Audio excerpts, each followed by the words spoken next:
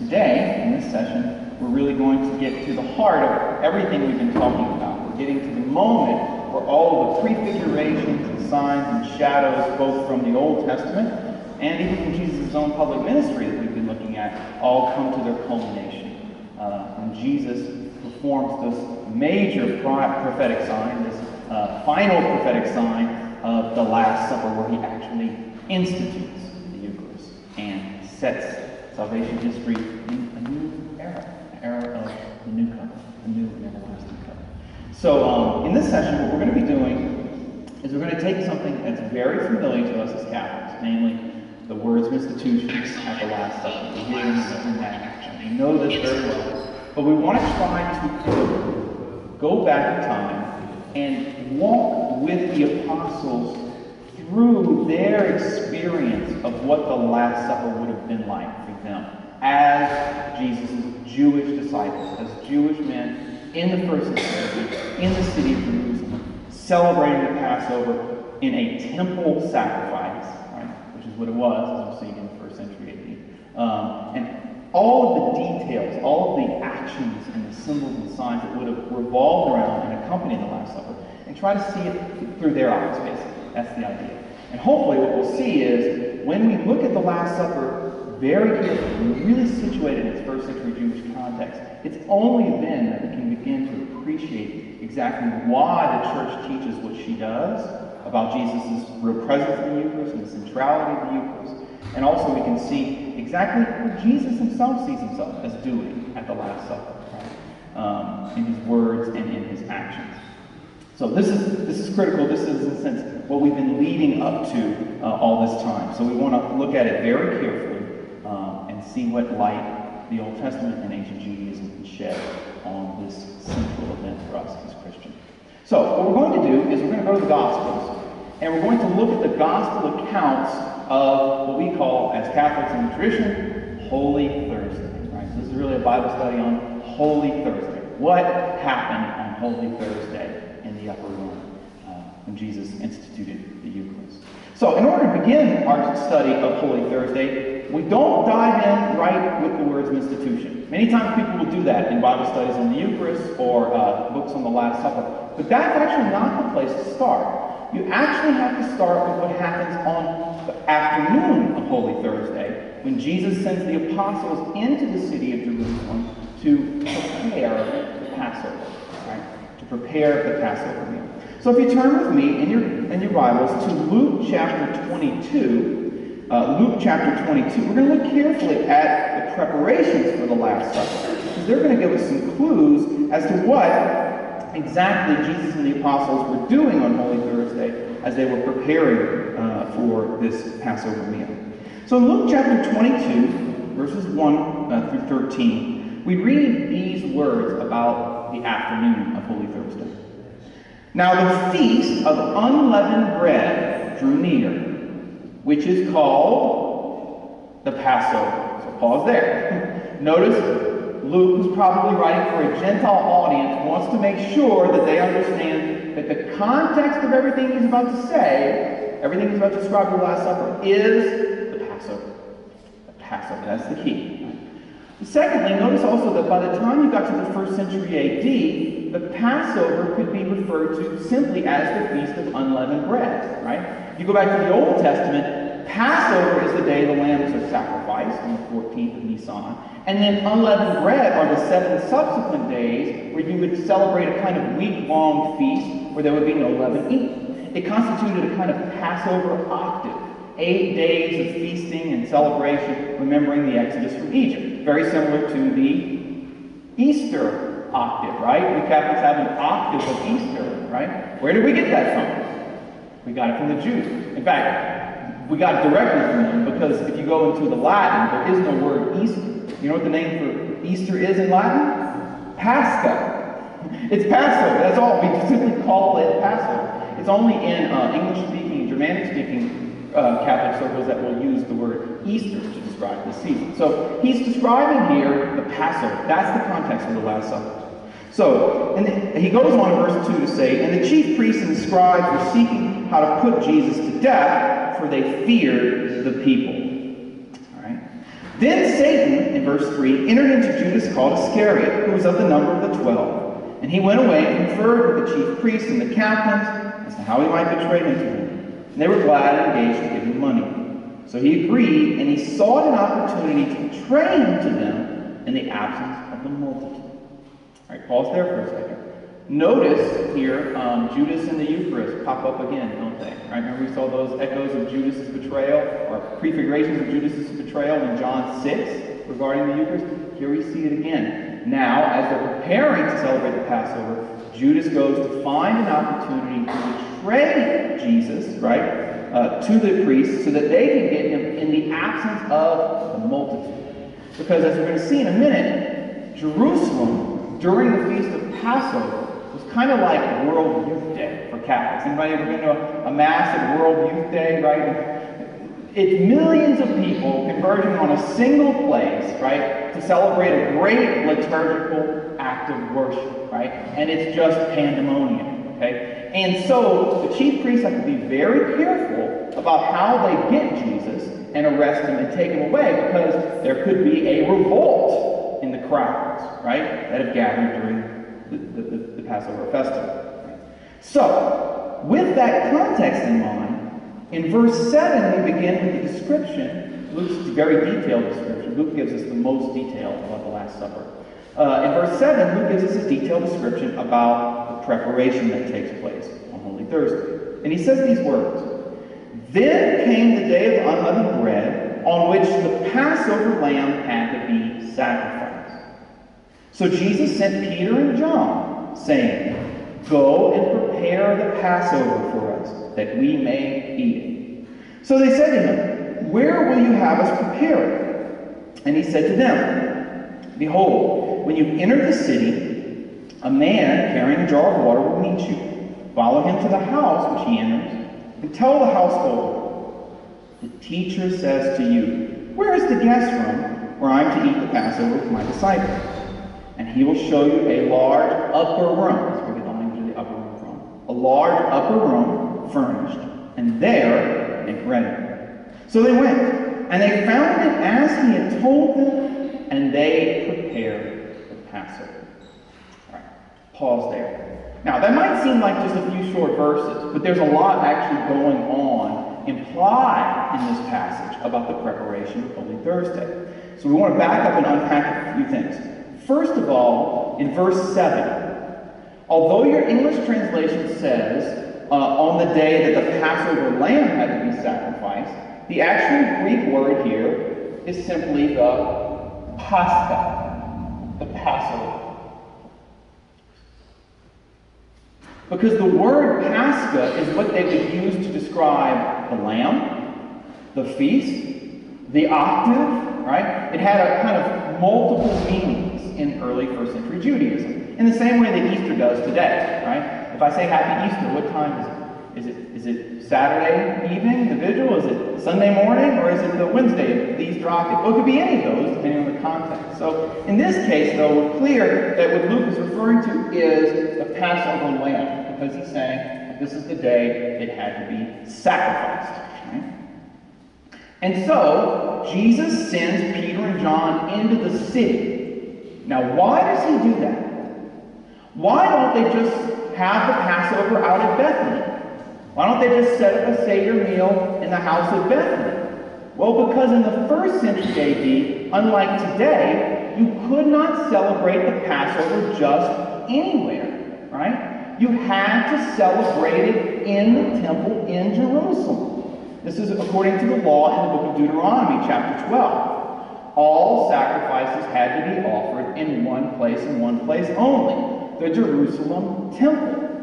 So the reason Jesus has to go into dangerous territory with his disciples, I mean, the chief priest is seeking him out, he knows he's a wanted man. The reason they have to go into Jerusalem is because that's the only place you can have the Passover. He couldn't stay in Bethany.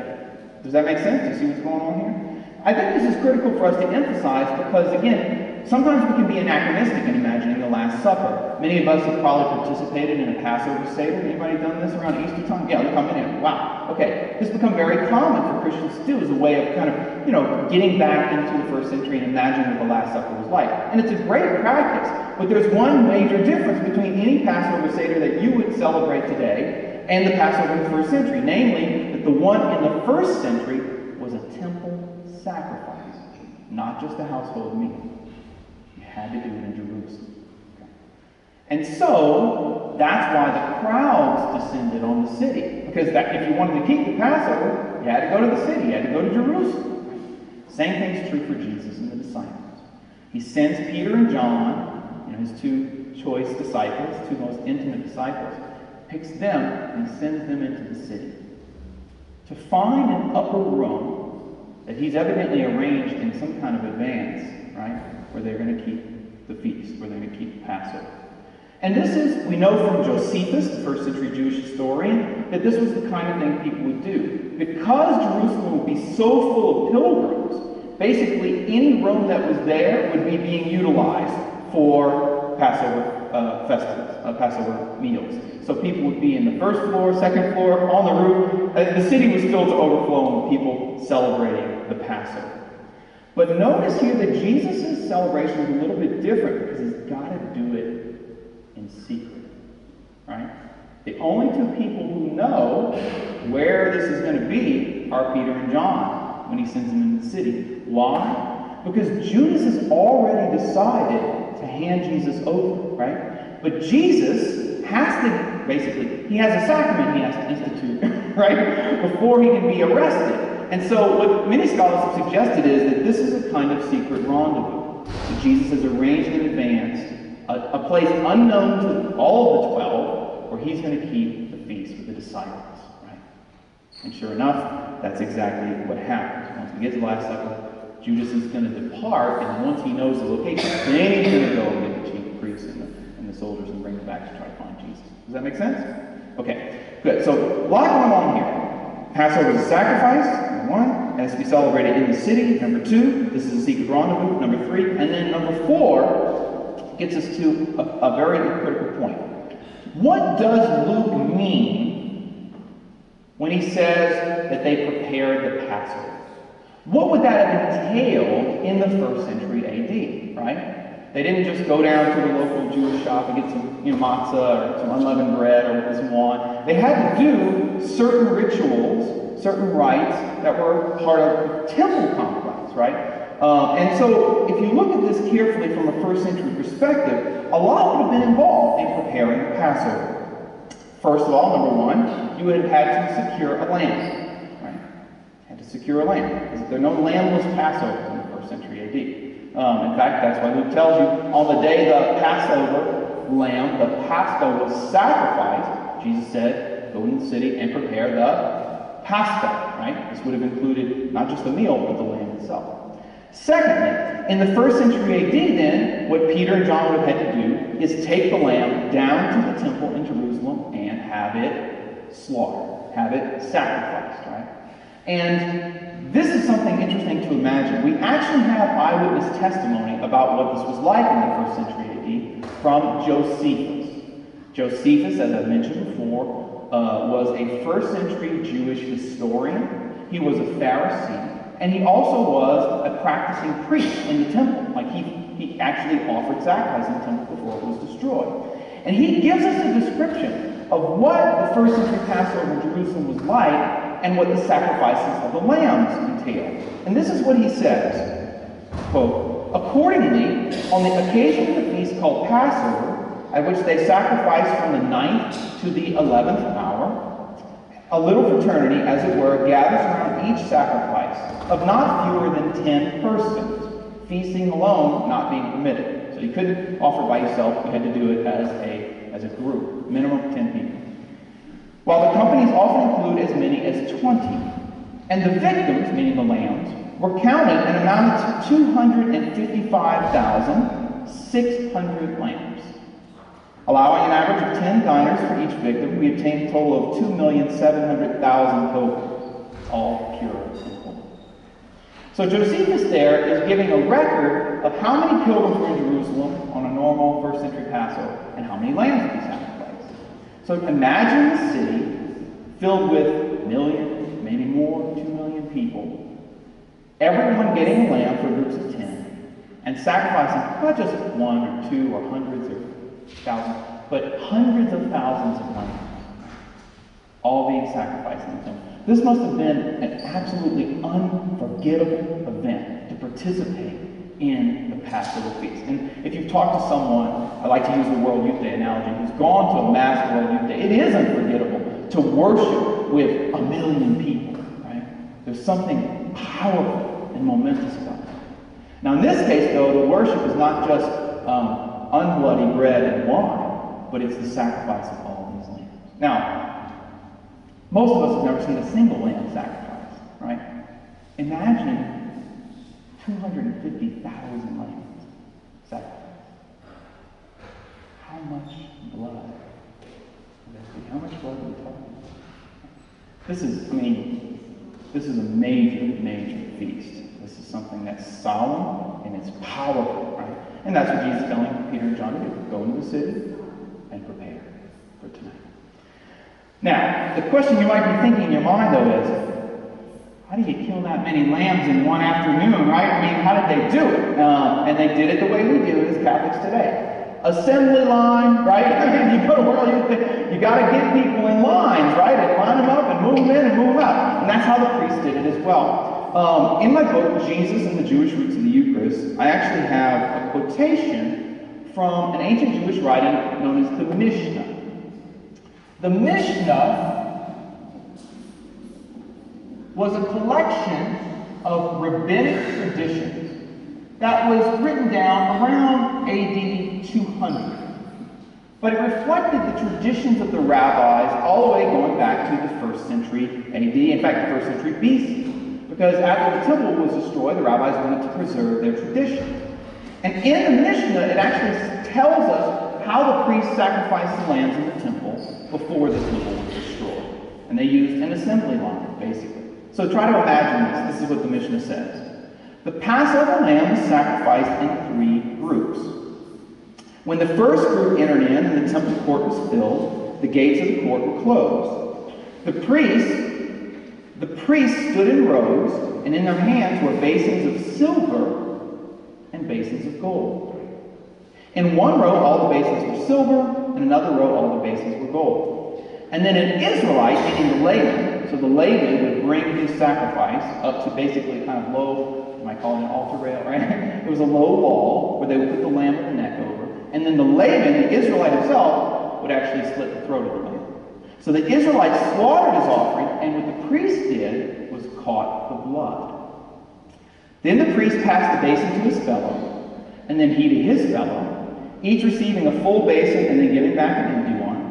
And then the priest nearest to the altar, think here of the bronze altar of sacrifice, tossed the blood in one action against the base. And when the first group went out, the second group came in. When the second group went out, the third group came in. And all the while, in the meantime, the Levites sang the Hallel, which was the Psalms, the Hallel Psalms, the praise Psalms, Psalms 113 through 118. So just imagine this assembly line of priests with these precious, gold and silver basins full of blood, pouring them out against the altar, right, and chanting the Psalms in Hebrew. Must have been gross. She said gross. Yes, if you don't like blood, it must have been a little gross. Yes, not for the squeamish, that's for sure. But this is what it was. It was a blood sacrifice. It was a bloody day, right? I mean, this is the sacrifice of the Passover lambs. And it's a liturgical act. And that, I bring that to your attention from the book because I just want you to grasp that this is what Passover was like in the 1st century AD. It's a little different. I mean, a lot different, actually, than what is able to go on today because there's no more temple. There's no more priest. There's no more altar. Right? Well, there's still a priesthood. There's still an altar, but not in Jerusalem, not only in Jerusalem. Now, with that said, so imagine Peter and John bring the lamb, they sacrifice the lamb, and they're going to bring it back in order to prepare it to be eaten. Because you don't just sacrifice the lamb, you eat the lamb. We emphasize that. Now, how did they do that? Well, it's interesting to note that in both the Mishnah and in one of the writings of the early church fathers by St. Justin Martyr, they tell us how the lamb was prepared. Because in order to eat the lamb, after you would slit its throat and pour out the blood, then you would skin the lamb, right? And then they would spit it. They would put it on spits in order to roast it. And according to St. Justin Martyr, the way they would do that, and this is according to the Mishnah too, forgive me, this is not a good lamb, is they would run through the body of the lamb. They would splay out the front legs. All right, all right. I'm not an artist, I'm a theologian, all right? Help me out here. All right. The Mishnah actually says that they would have staves of wood in the temple. And you would take two. One stave of wood you would run through the breast of the lamb, and then one you would run down the spine. So that then you could turn it on its side and what? And roast it over a fire, because you had to eat it whole, roasted, remember from the book of Exodus. So literally then, this is what St. Justin Martyr says, who grew up in the land of Israel. For the lamb which is roasted and dressed up in the form of a cross. For one spit is transfixed right through from the lower parts up to the head, and one across the back, to which are attached the legs of the lamb. So, imagine, you're Peter and John, you're going to Jerusalem, you're going up to the temple, and what do you see? Thousands of Jewish men carrying crucified lambs on their shoulders, carrying lambs in the shape of corpses. Imagine Jesus, Mary, Joseph. This is, God has written into the sacrifices of the Old Testament everything He's going to accomplish in Christ. Even the very shape of the lambs at the Passover were shadows of the cross, the crucifixion of the lambs. And then once you would get back, then after you had spit at the lamb, once you get back to wherever it was you were going to eat the meal, then you roast it and then you prepare the meal. All right? So a little different there than a modern day Passover. But this is really what Luke is presuming you'll know, right, about the temple and the first century Passover, which was a sacrifice.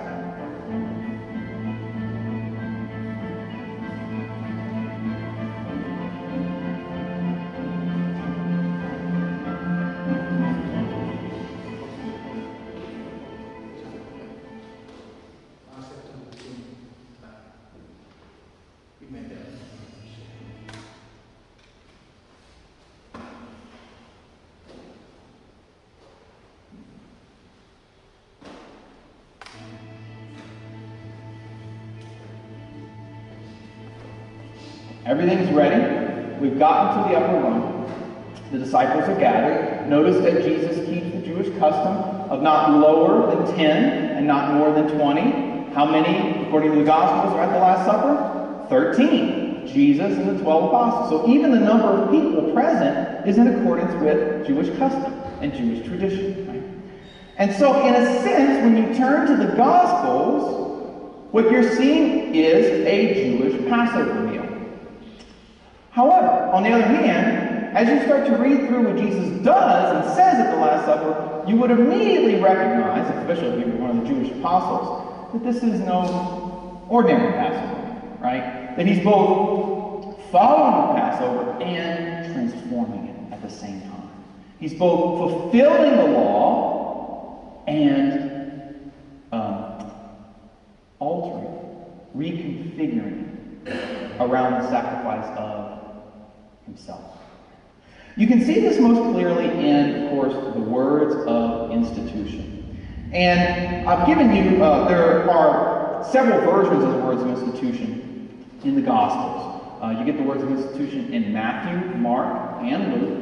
And then we even get them in the writing of St. Paul in the first letter to the Corinthians, which is significant. According to most scholars, the earliest writings in the New Testament are the writings of Paul. Now, if that's correct, then that means that the earliest words of Jesus that we have preserved are the Eucharistic words in 1 Corinthians chapter 1. That's kind of significant. Right? Those are the first words. Right? So let's look at each of those versions for a second. We'll just focus on Matthew and Paul, because they're all very similar, but they're not verbatim. which gives you a good, actually, indication of the fact that the Gospels, although giving us the substance of what Jesus said, are not like stenographs. They're not like courtroom transcripts. There can be differences in order and vocabulary and whatnot. But listen to what Matthew's Gospel tells us. In Matthew chapter 26, verses 28, we read the words of institution. Now, as they were eating, it says, Jesus took bread and blessed and broke it and gave it to his disciples and said, "Take, eat. This is my body." And then he took a cup, and when he had given thanks, there it is again, he gave it to all of them, saying, "Drink of it, all of you, for this is my blood of the covenant, which is poured out for many for the forgiveness of sins." Now, keep that in mind, and then turn with me to 1 Corinthians 11. And we'll just read the second version here. In 1 Corinthians 11, verse 23, Paul says, "For I received from the Lord what I also delivered to you, that the Lord Jesus, on the night he was betrayed, took bread, and when he had given thanks, he broke it, and said, 'This is my body, which is for you. Do this in remembrance of me.'" That's something that Paul has that we didn't hear in Matthew. Very important. It's the command to repeat Jesus' actions, to remember, right, as a memorial sacrifice what he's doing here in the upper room. In the same way also the cup after supper, saying, "This cup is the new covenant in my blood. Do this as often as you drink it in remembrance of me." Okay. Now, with those words in mind, if you were the apostle sitting there at the Last Supper, you would have noticed both continuity and discontinuity with every other Jewish Passover.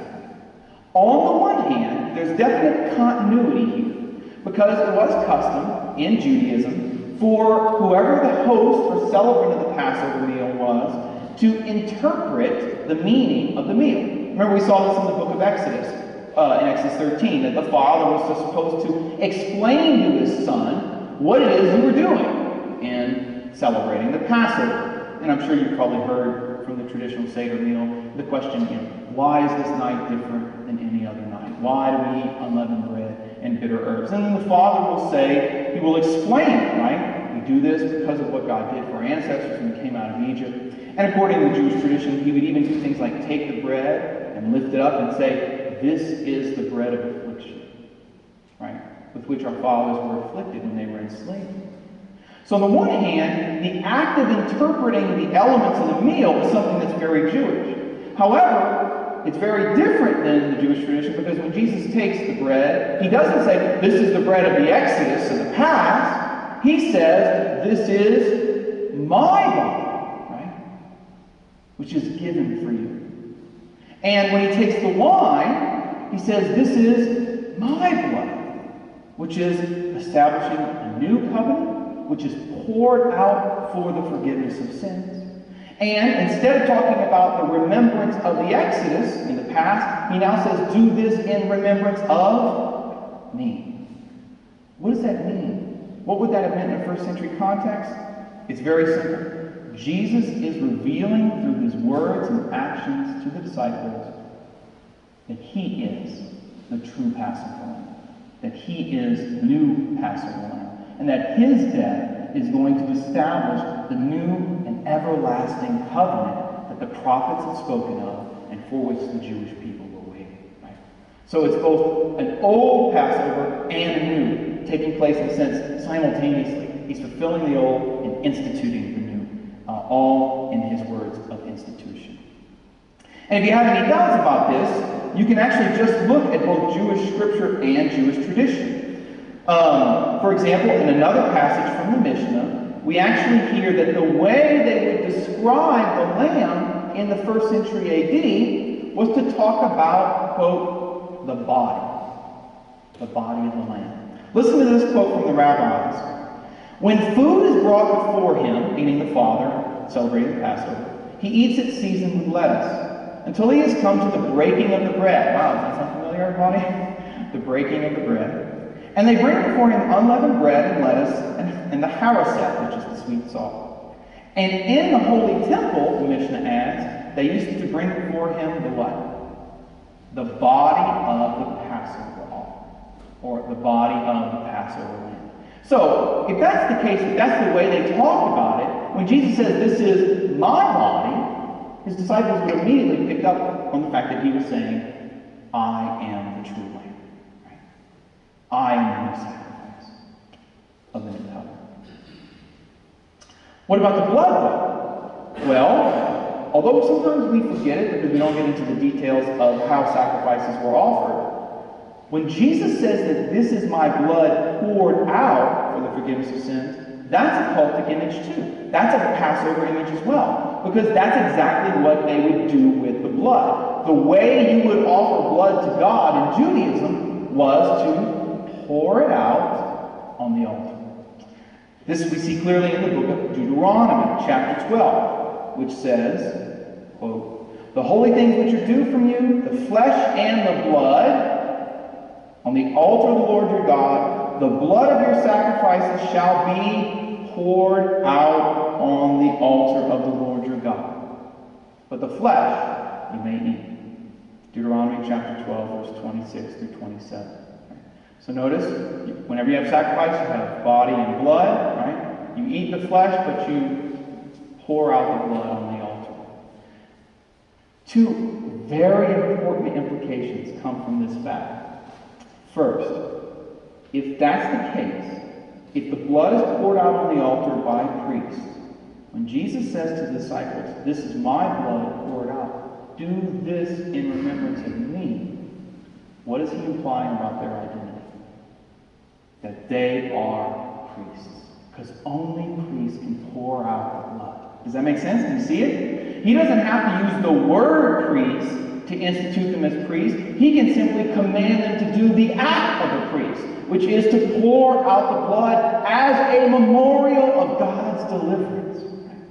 So scholars, and actually the Council of Trent define this as to be the case. When Jesus pronounces the word of institution, he's thereby constituting the apostles as the priests of the new covenant. And sometimes non-Catholic Christians will be confused by it. Even Catholics will say, why do you Catholics say that you have priests? Why do you have ministerial priests? Where does Jesus ever call the apostles priests? Well, he doesn't have to use the word priest because he's a Jew, they're Jews. He commands them to do the essence of what it is to be a priest, namely to offer sacrifice. That's the first implication.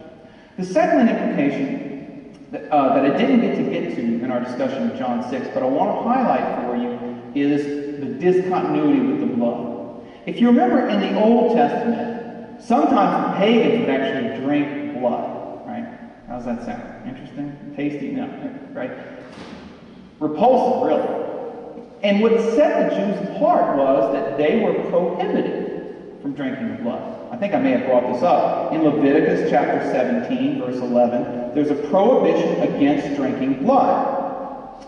And it actually says, in Leviticus 17, verse 10, if any man of the house of Israel, or any of the strangers that sojourn among them, eats any blood, I will set my face against that person who eats blood and will cut him off from among his people. Why? Why the prohibition against drinking blood? For the life of the flesh is in the blood. And I've given it to you upon the altar to make atonement for your souls. For it is the blood that makes atonement by reason of the life. So in the Old Testament, you had to pour out the blood on the altar and not consume it, because the blood made atonement and the life was in the blood. Now Jesus does something radically different, because he identifies the wine as his blood, says it will be poured out, but then commands the disciples to drink it. Now, what's going on? Is Jesus breaking the Torah? Is Jesus breaking the law of Moses? Please say no. No, right, that's right. Okay? He didn't come to abolish the law, he came to fulfill it. So how do we square the circle, though? How do we reconcile his command for them to drink his blood with the Old Testament prohibition against drinking the blood? And I would suggest to you that the answer is this. The very reason the blood was prohibited, well, let me back up. The very reason it was prohibited to drink animal blood in the Old Testament, namely because the life is in the blood, is the same reason Jesus commands the disciples to drink his blood. Because his life is in the blood. He's not commanding them to drink animal blood, is he? He's commanding them to drink his blood under the appearances of wine so that they might have life. Remember John 6? Whoever eats my flesh and drinks my blood has eternal life. And I will raise them up on the last day. Right? The life is in the blood. And so if you want to share in his resurrected life, you have to drink the blood. So, very interesting, very important. A lot going on here in these little short words of institution, isn't there? Right? When you put them in their original context. What the Last Supper is doing is, in a sense, setting in motion Jesus' passion. And one of the questions we began the course with is, what's the relationship between the Last Supper and the cross? Right? Between the Last Supper and the death of Jesus. We can see it being symbolized in, for example, the breaking the bread. He's the bread and he breaks the bread. It signifies and symbolizes that he's going to be broken. He's going to be killed. But is there anything else in the Last Supper that ties it to the cross? And I would like to point to one other thing that's often overlooked, but it's very significant. In the Gospel of Matthew and the Gospel of Mark, in their accounts of the Last Supper, they both tell us, in Matthew 26, verse 30, I'll just use Matthew's account. They both tell us that Jesus and the disciples sang songs at the Last Supper. They sang hymns at the Last Supper. Right? In Matthew 26:30 we read, when they had sung a hymn, they went out to the Mount of Olives. Now, for years I read that and never really thought about what exactly it was they were singing. And of course the answer is Amazing Grace. I mean, that's obviously the hymn that they sang. But then as I studied more what Judaism taught me about Passover and what the Old Testament revealed, I realized that the hymns that they sang at the Passover, according to Jewish tradition, were what were known as the Hallel songs. In other words, these were not just any kind of hymns. These were actual specific songs from the book of Psalms, from the Psalter. And there was, in Jewish tradition, a collection of songs known as the Hallel songs, or the Songs of Praise, which are Psalms number 113 through 118. And you can see in the word Hallel, the Hebrew word, the root for our word that we use today, hallelujah, right? Hallelujah means praise the Lord. And so these were the Psalms of praise. Right? And in the book, Jesus and the Jewish Roots of the Eucharist, on pages 156 and 157, I basically gave you a couple of excerpts from these Psalms, just to kind of put you back into the upper room. I want you to think for a minute and just imagine Jesus singing these songs. Imagine him singing these words. Right? So just listen and think about it. And also, as you're pondering that, imagine too, even when an ordinary human being sings, right? If you sing well, isn't there something kind of transcendent and beautiful about it? Right? I mean, everybody loves music. Now imagine the God-man, the divine Son of God. Imagine Jesus singing. What would that have been like? What would it have been like to listen to him sing the first Mass? These are the words, according to Jewish tradition, he would have sung. The first is from Psalm 116. So imagine Jesus, I'm not going to sing, but imagine him singing these words on the night of Last Supper. Psalm 116, verse 12 and following. What shall I render to the Lord for all his bounty to me? I shall lift up the cup of salvation and call on the name of the Lord. Precious in the sight of the Lord is the death of his holy ones.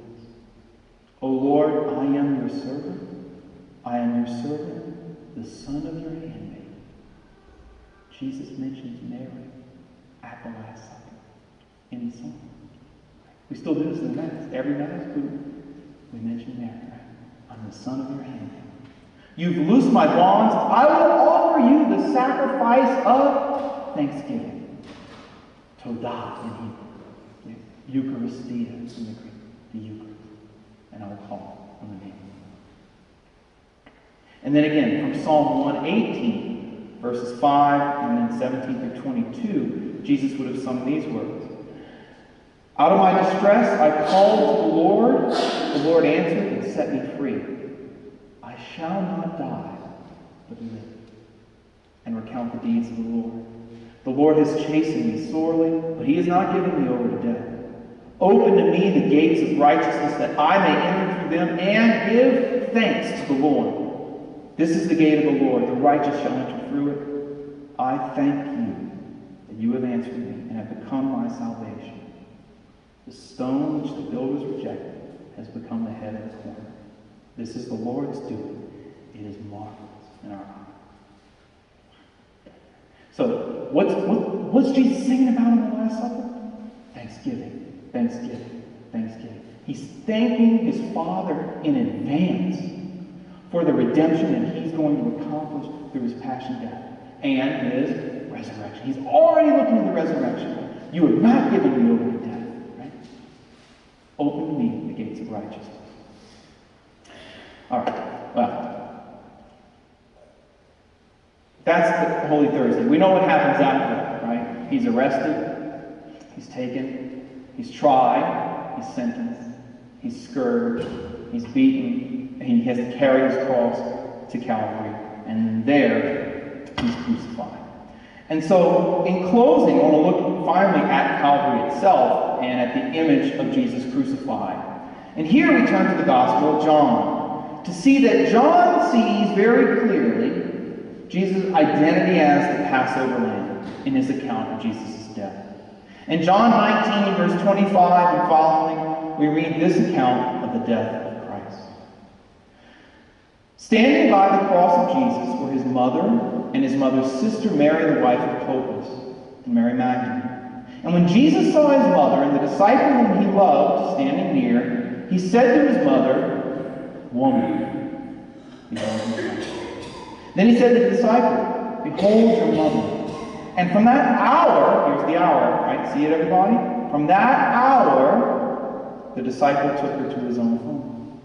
And after this, Jesus, knowing that all was now finished, said to fulfill the scripture, I thirst.